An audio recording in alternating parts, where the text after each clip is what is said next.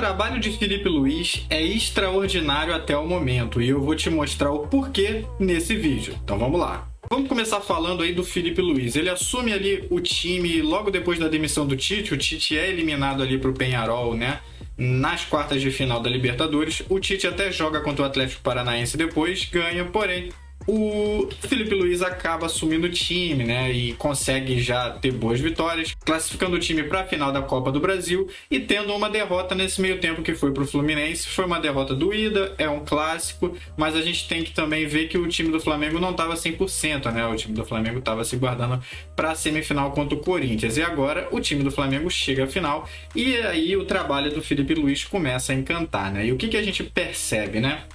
Na época do Tite, a gente tinha a questão do equilíbrio. E muita gente até achava assim no início, muita gente que eu diga, torcedores, jornalistas, a mídia, falava assim, poxa, o Tite ele vai trazer equilíbrio para um time que é uma máquina e tem tudo para dar certo. No final das contas, até no início da temporada você pode dizer que teve ali um brilhantismo aqui e ali, mas o Tite não acabou bem, acabou sendo eliminado para o Peñarol e depois a gente viu como que o Peñarol foi eliminado para o Botafogo, né? Principalmente no jogo aqui do Rio de Janeiro na Libertadores. E aí o que o Filipe Luís, né, falando agora de Filipe Luís, o que ele traz para o time do Flamengo? Ele traz um time mais vertical. A primeira coisa que a gente viu foi isso. Inclusive, muita gente está comparando o trabalho dele com o do Jorge Jesus, né?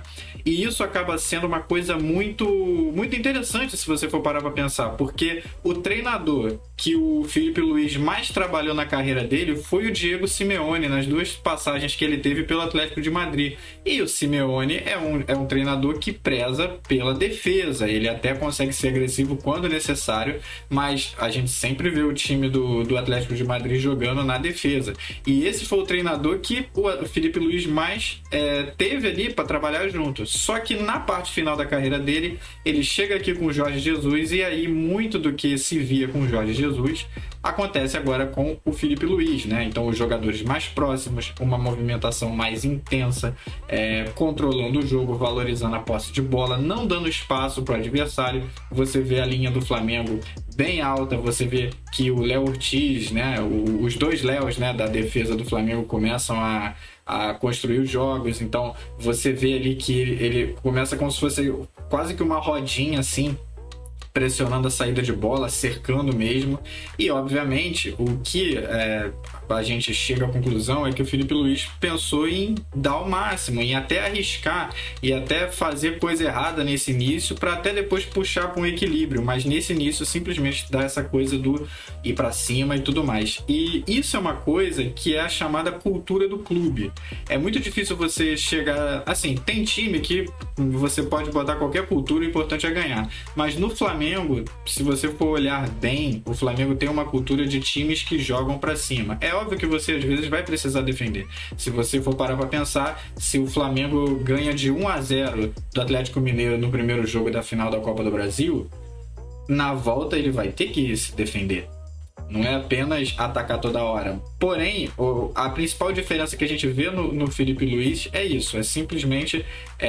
simplesmente não, né? Porque isso precisa de muita coisa. E é até engraçado você parar para pensar que em tão pouco tempo ele conseguiu fazer com que o time do Flamengo conseguisse marcar mais pressão. E no último jogo com o Inter, por exemplo, muita gente disse, né? No momento que a gente está gravando esse vídeo, o Flamengo jogou a última vez com o Internacional em Porto Alegre pelo Brasileirão. O jogo foi 1-1 e muita gente, até pelo árbitro também, que não marcou tanta faltinha, muita gente achou, né? Até o Vampeta comentou na Jovem Pan que parecia que estava assistindo Premier League, porque era um jogo que dois times que estavam querendo atacar. O Roger Machado no Internacional, jogando em casa, invicto há muito tempo, e você tinha também aí o Filipe Luís com essa mentalidade. O Flamengo podia ter vencido a partida, mas acabou não acontecendo, acabou empatando. Então eu acho que se a gente for parar para pensar o que o Filipe Luís trouxe para o Flamengo em tão pouco tempo, sem nem conseguir, né? No início, então ele quase não teve tempo para treinar. É essa questão de o time jogar para frente, se mantendo no campo de ataque vertical, e como ele falou, né, que o que ele pede é difícil, mas que ele vai sempre arriscar. Ele mesmo falou isso, que pressionar os 90 minutos, que ele sabe que isso é difícil, mas que ele vai continuar pressionando sempre, que essa vai ser a característica dele. Então, é isso que a gente acaba esperando agora do Flamengo. Um time que provavelmente não vai ter jogo que não seja interessante. Só que a gente sabe que o Flamengo tá passando por eleições, né, nesse final do ano.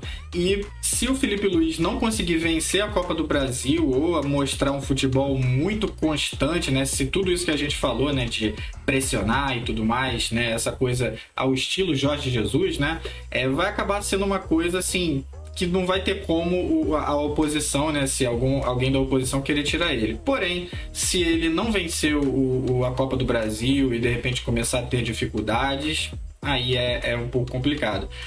Teve até algumas declarações dizendo que o treino dele, os jogadores elogiando o treino do Felipe Luiz, só que se você for pegar qualquer início de qualquer treinador, sempre vai ter essas notícias, né? E aí depois passa o tempo e aí a gente vê realmente, né, se ele vai continuar tendo controle do vestiário e tudo mais. Se você for parar pra pensar no Jorge Jesus mesmo, foi uma passagem meteórica, não deu nem tempo de dar muito problema no vestiário, né? Apesar dele ser muito enérgico, né? Enfim, ele ganhou o que ele ganhou e não tinha muito mais o que fazer. Mas voltando a falar da posição do Flamengo, tudo vai depender de como, se ganhar a Copa do Brasil, o Felipe Luiz vai ficar intocável, né? Se ganhar a Copa do Brasil jogando o que tá jogando, provavelmente não vai ter como mexer nele, até porque o Flamengo tem esse histórico, né?